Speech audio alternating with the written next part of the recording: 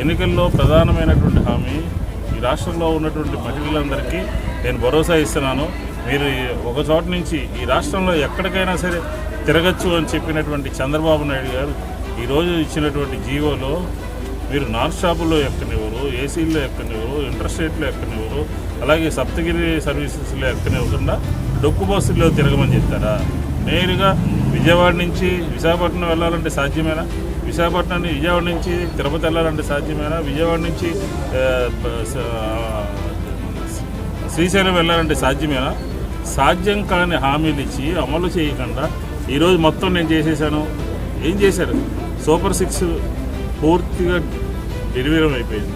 తల్లికి వందనం అట్లాగే ఉంది, లేకపోతే బస్సు సర్వీస్ అలాగే ఉన్నాయి. ప్రజల మీద భారాలు మోపేసి సంక్షేమ కార్యక్రమాలని అమలు చేయకుండా ఈరోజు రాష్ట్రంలో పోలీసు రాజ్యం నడుస్తుంది.